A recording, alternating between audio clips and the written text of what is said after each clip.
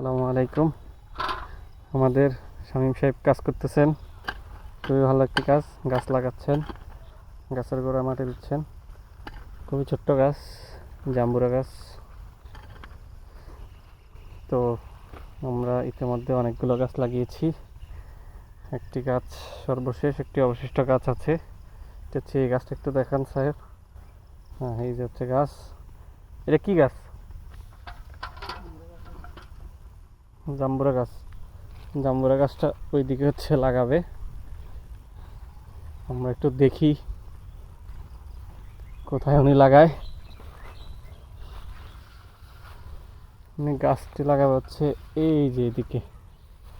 এই ঘাস ফুস সাফ করে ক্লিয়ার করে তারপরে হচ্ছে গাছ লাগাবে।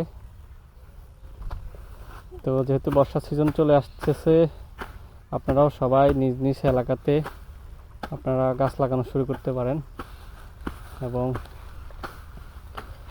বিশ্বনবীর একটি হাদিস রয়েছে যে তোমার হাতে যদি রোপণের মতো চারা থাকে, আর এমন সময় যদি দেখো তুমি যে কেয়ামত ঘনিয়ে আসতেছে, তুমি দেখতেছ শুরু হয়েছে, এমন সময়ও তুমি ওই চারা গাছটি লাগিয়ে দাও। আমি যতটুকু জানি, তো এটা দিয়ে উনি আসলে ফজিলতের বিষয়টা বুঝাইছে যে একটু পরে তো কেয়ামত হয়ে যাবে, তো এখন গাছ লাগানোর কোনো মানে হয় না, সব কিছু ধ্বংস হয়ে যাবে।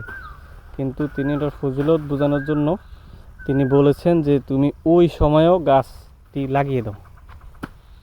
এ হচ্ছে গাছ রোপণের, বৃক্ষরোপণের মানে বিশালতা, নিয়ামত, সওয়াব যেটাই বলেন।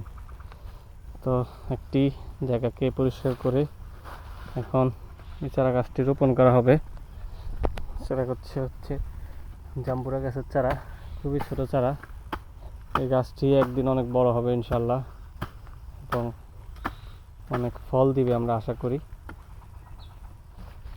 তো অলরেডি সন্ধ্যা হয়ে গেছে, সন্ধ্যা প্রায় মাগরিবের আজান দেওয়ার সময় হয়ে গেছে। আমরা দ্রুত কাজটি শেষ করে আমাদের বাসার দিকে ব্যাক করব।